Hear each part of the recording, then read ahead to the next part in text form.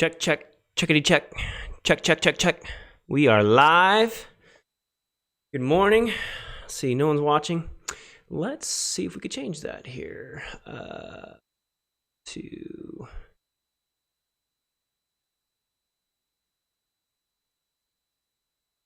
youtube.com/JGElements.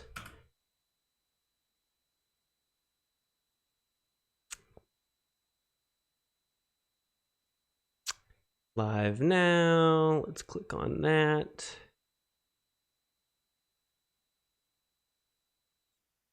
Share.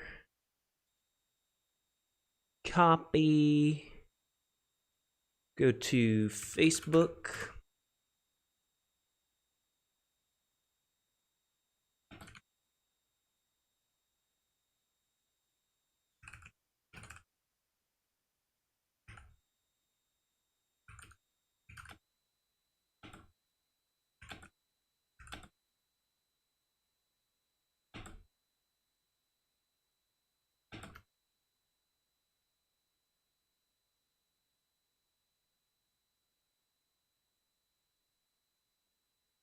We got Facebook. That should also go over Twitter. Let's make sure.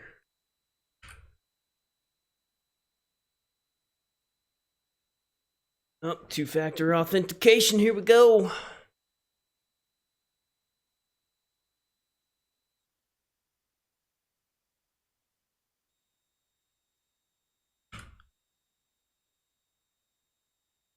Yep, went over there. Let's put it on Reddit. Oh my goodness, so many places to put it. Let's see. Create post. Choose community. We'll do Bible academic.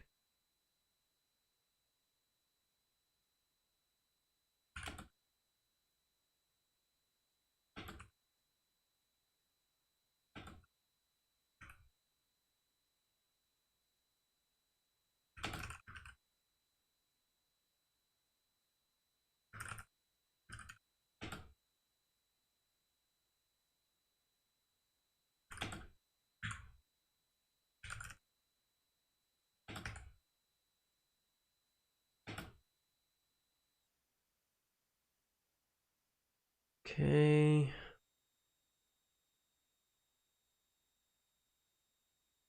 Got that.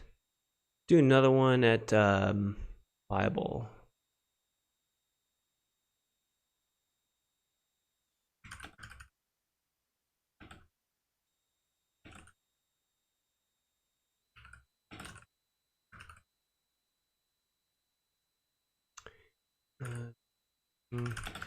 Biblical Greek, Lecture 8.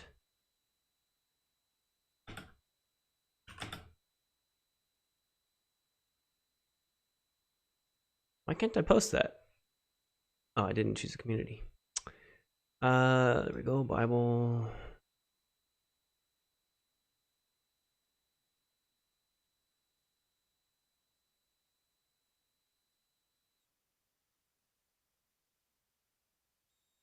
Cool. So we've broadcasted out, and whether someone comes or not, up to them. I'll archive it, so it'll be available for posterity, and that's cool. Looks like the bitrate is absolutely horrible. Why, I don't know. Dropping frames like crazy. That's really unfortunate. That's got to be a YouTube thing, because when I stream it via Mixer, it's fine. It stinks. Okay, cool. Listen, whether you're watching live or watching archive, got a really cool lecture today. This is probably one of my favorite lectures because it introduces verbs. And verbs are probably the most important aspect. Okay, why isn't my Let's see, studio. Well, want studio mode here. Content. Why isn't it showing? Awesome, awesome.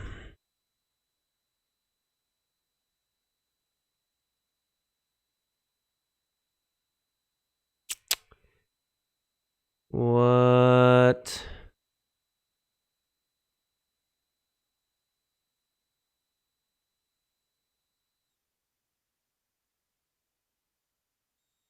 Okay.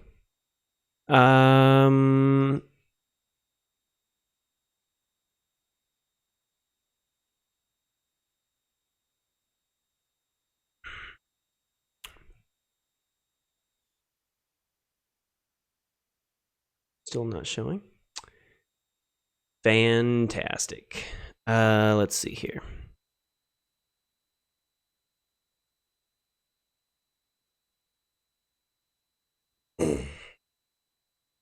Unplug, plug it in. Gotta troubleshoot. Love it. But whether you're in class or on stream, these things happen. Trust me. Trust me. I remember having projector problems. So, you know, good times. Good times. Let me remove this. Let's add it.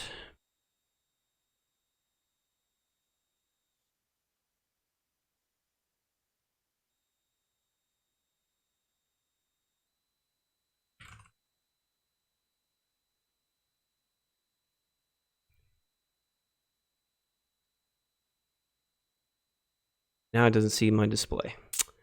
Awesome. Let's see. No, it does see it. But Streamlabs doesn't. I'm going to quit Streamlabs. I'll be right back.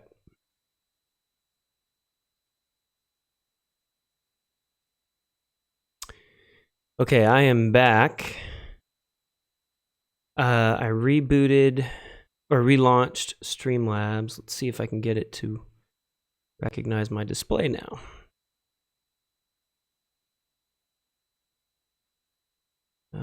Content.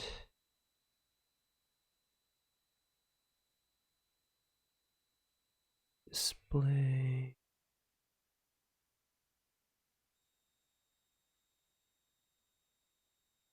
Now it sees it. Perfect.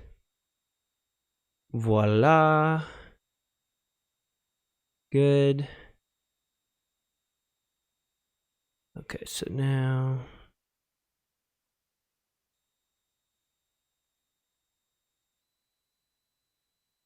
Okay, transition. I just need to realign it here. Whoa, hey there. Actually,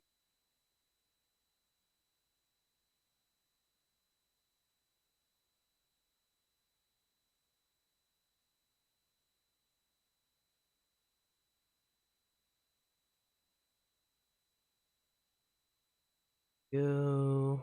Couple tweaks.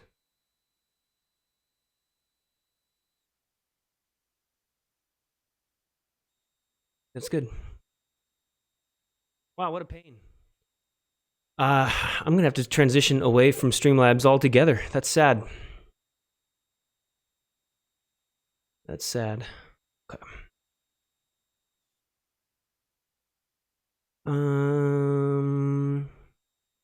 I need to go back.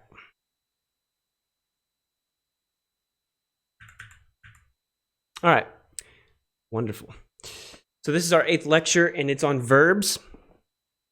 And this is, like I was saying a moment ago, probably my favorite lecture, because verbs bring so much more to the discussion than nouns do. Nouns are, I mean, they're important, right? But verbs, I think, really, pun intended, liven things up. Let's take a look at verbs. But first, we got to go over some basics. Right? What is a verb? It's a word that describes an action or state of being.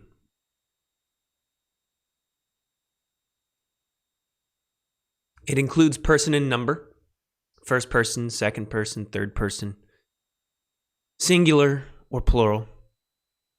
There's agreement between the subject and person and the number.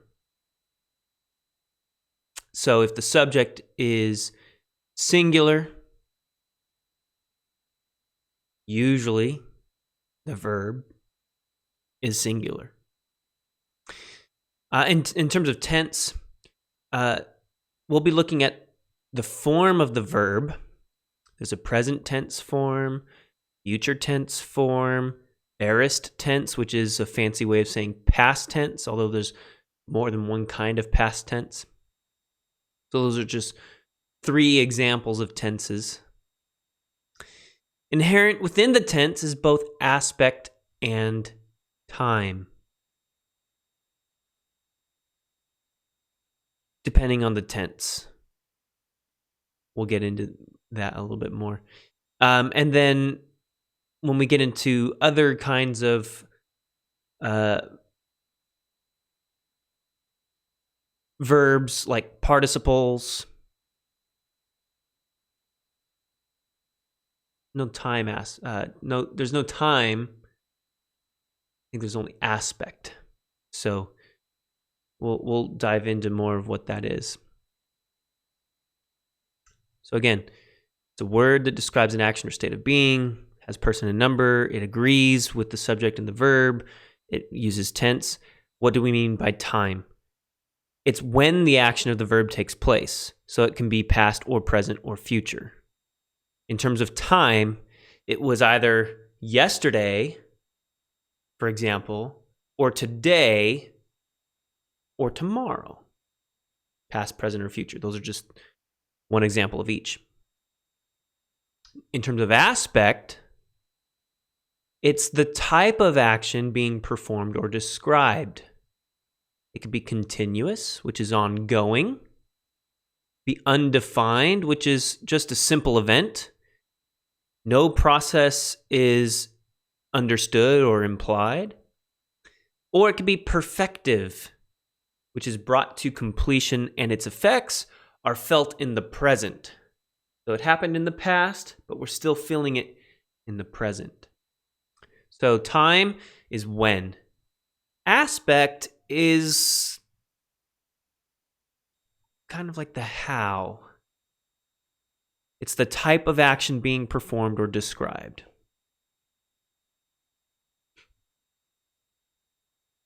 There's also voice. So a verb is a word that describes an action or state of being. Includes person or number. The verb and the subject usually agree in person and number. There's tense, which is the form of the verb, how it's shaped. With nouns, we have first declension, second declension, third declension. With verbs, we have tenses. Okay? Present tense, future tense, aorist tense, imperfect tense, perfect tense, and more. Time, when the action of the verb takes place. Aspect, how it's taking place. Is it continuous, undefined, or perfective? And then voice, is it active voice, middle voice, or passive voice? Right? What do I mean by active? Make sure I'm not getting ahead of myself. Okay. So active. I throw the ball. Active. The subject is doing the action of the verb. Okay? Active. Middle, for now just translated as active. It's a bit more nuanced. We'll get into that later. Passive is the subject receives the action of the verb from something or someone else. So, I was hit by the ball. Passive.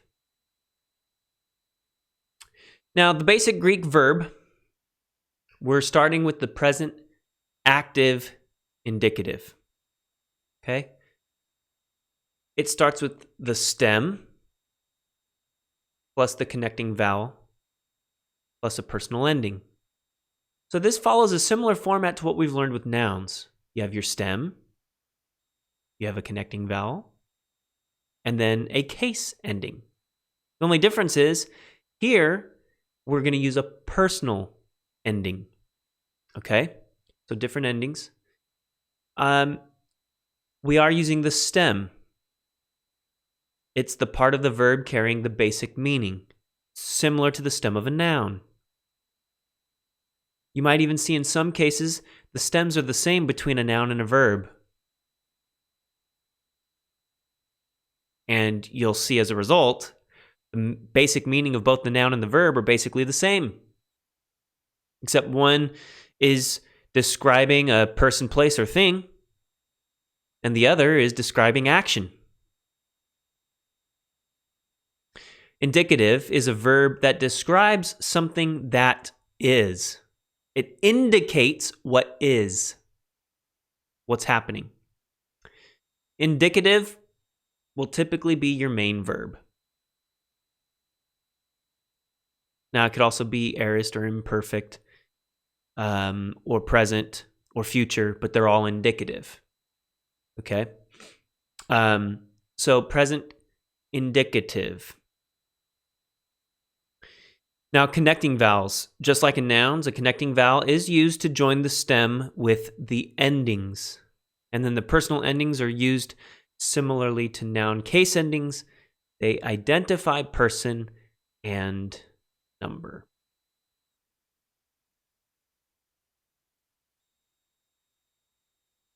So the stem. This is the part of the verb carrying the basic meaning. It is the basic form of that verb in a particular tense. The present tense stem may not be the same as a future or aorist tense stem. Why? Because it is not the most basic form of the word. It's only the part of the verb carrying the basic meaning in that particular tense. The stem is built off of the root. So when you talk about people saying the root word, usually they're using it incorrectly and they're making a fallacy. But they are correct in the sense that there is a basic form at the core of that word, and that's the root. The root is the most basic form of the verb. It is the same throughout all tenses except for irregular verbs. Now, the root is the key to understanding verbs, not the stem.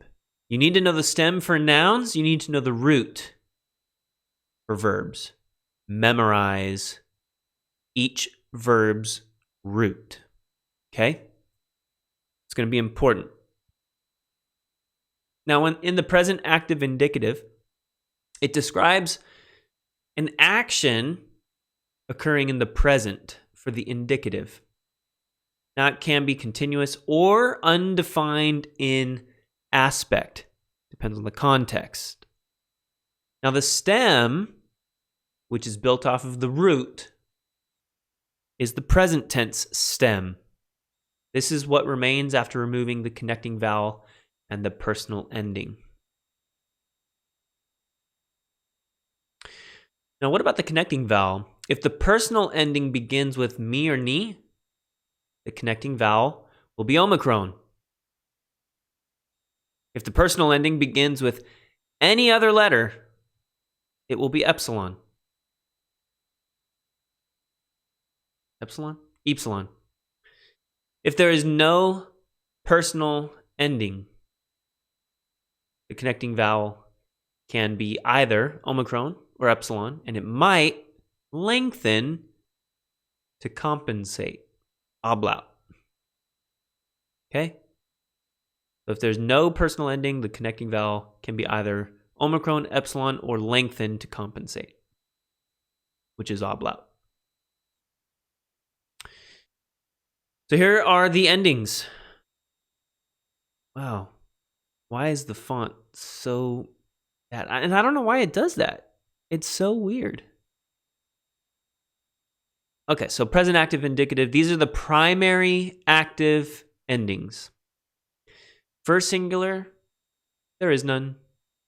So the omicron lengthens to omega.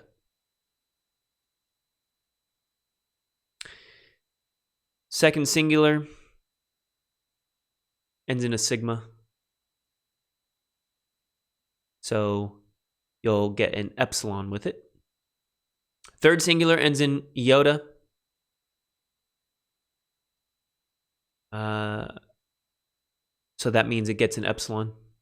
First plural ends in men. That's easy. Men in English. Men. That's plural, right? First plural, men. Second plural, te. So with the connecting vowel, it will be ete with an epsilon. Third plural, nsin. Now the final ni can be there or not. The ni at the beginning will drop out. The first ni can drop, causing the vowels to form a diphthong, while the latter can appear. It's optional. Here are some examples. Leo, to destroy, or I destroy, rather. Leo, the omicron lengthens because there's no ending. Liis, second person singular. So you see the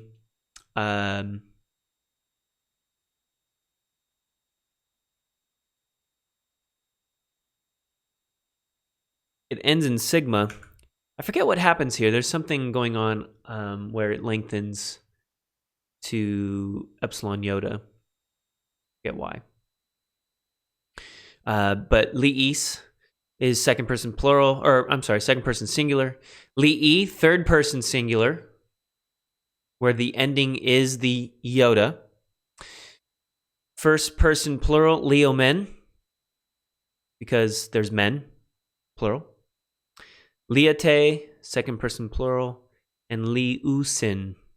The ni has dropped out, forming a diphthong, because what did we learn with the noun rules? Wait, did we learn those? No, we haven't learned. I was thinking of something else. Contract rules. We'll get to that later with contract verbs. But liusin, so an omicron and an omicron form. Ooh. Omicron epsilon. That's Leo. Let's look at another one. Lego, I say, I speak. So Lego, omicron lengthens in the first singular and becomes Lego, omega. Legis, second singular. Legi, the iota is the final, or not the final, the personal ending. So third singular. Lego men, because men is plural. Legate, second person plural. And legusin. Again, we see the ni drops out at the beginning. The two omicrons lengthen. And then the sigma iota ni. Again, that final ni is optional. It won't always be there. Here's a kuo. I hear. I listen, I obey.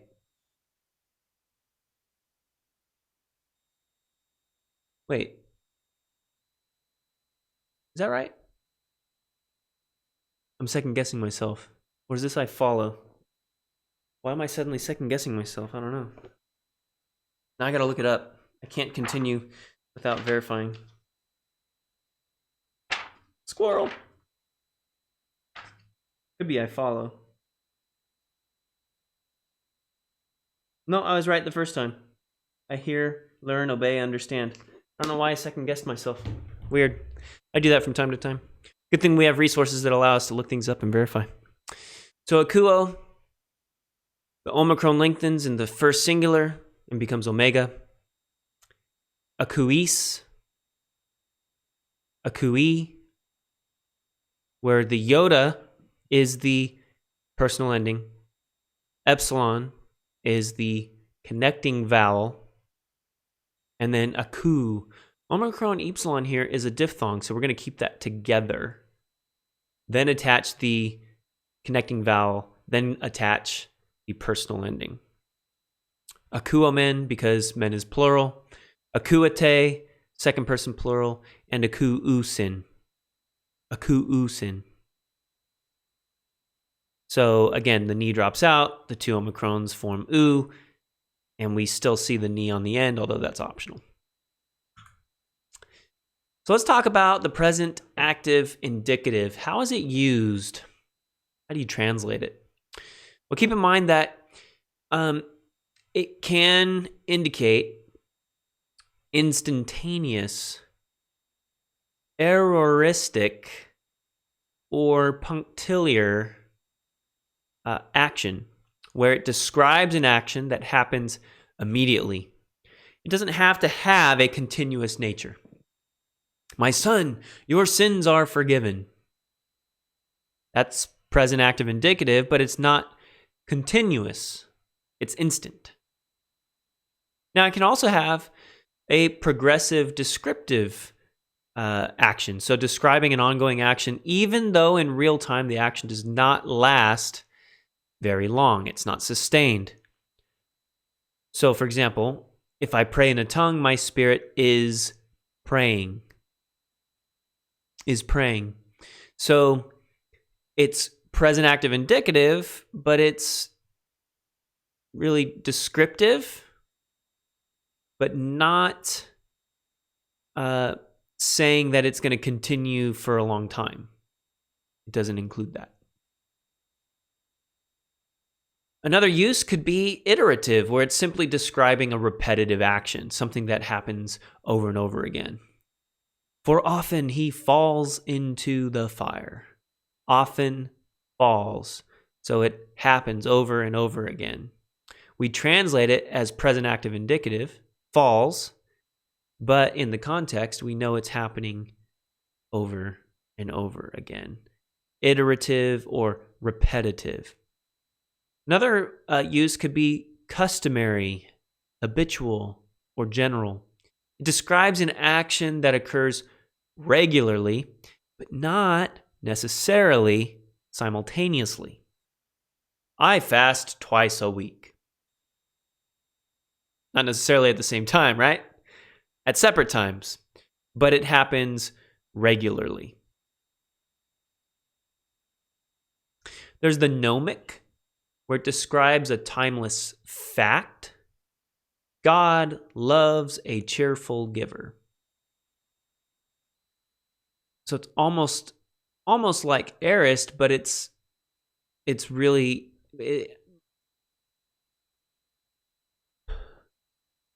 it's still in the present tense.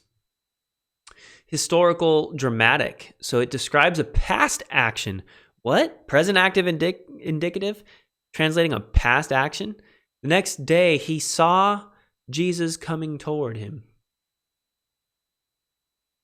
So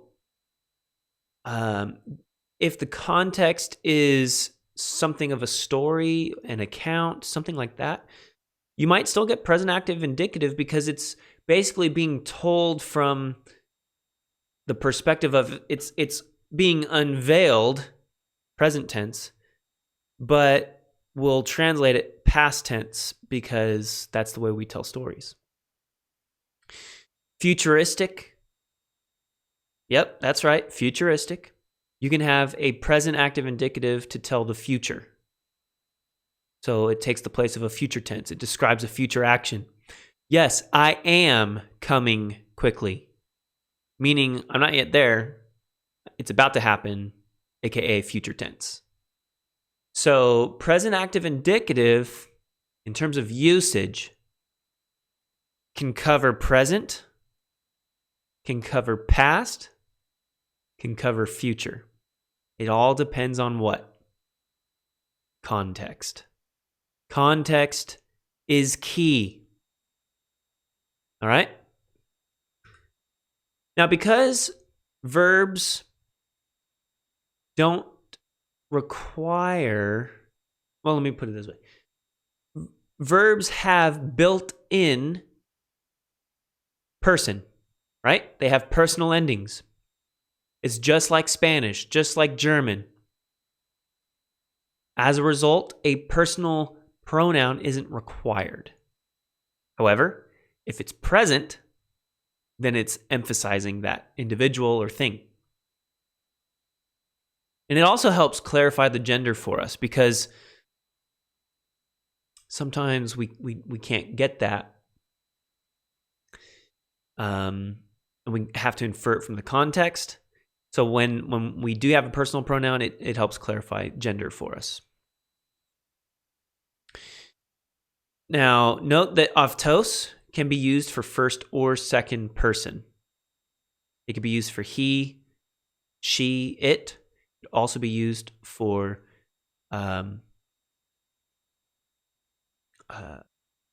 I, first person. It could be used for you, second person. And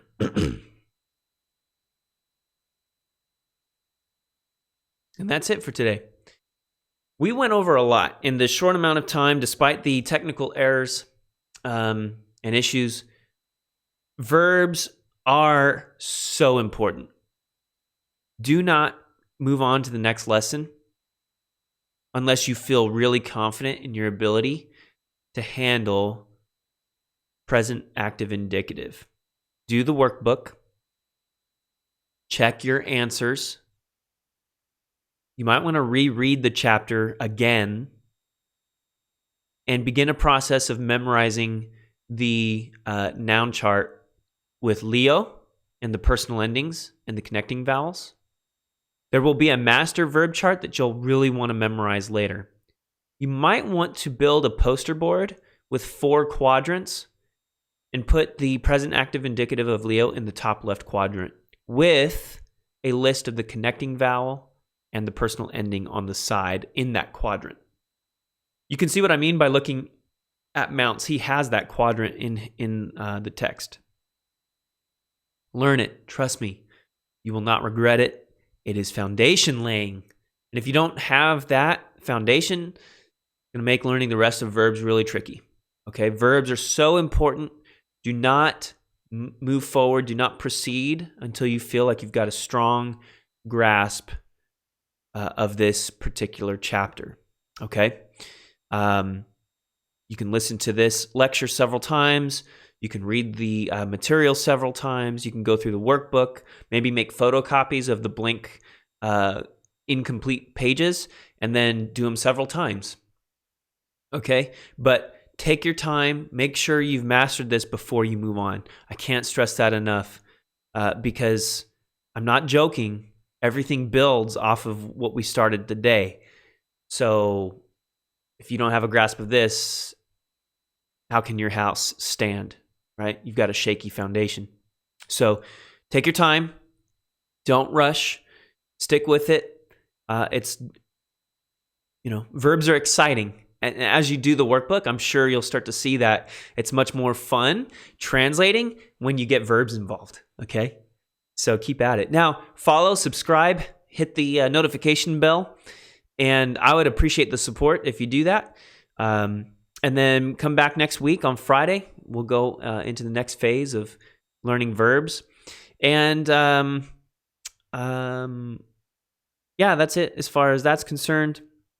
Of course, you can follow the Greek word of the day to build your vocabulary. You can go at your own pace. You can watch the videos to supplement or whatever you want to do. But be learning your vocabulary as well. And then if you want to, you can, if you're looking for an opportunity to support me, you can do so via streamlabs.com/phonavone1. The link is in the description below. Not required, though. This class is free by design, because I want to help people learn Greek without having to go to university, where you spend thousands of dollars. You don't need university to learn Greek. You really don't. So That's why I'm doing this. And if you feel so led, go ahead and you can go there, but you don't have to. Next week, lecture 9. We'll see you Friday, 9 a.m. next week. Cheers.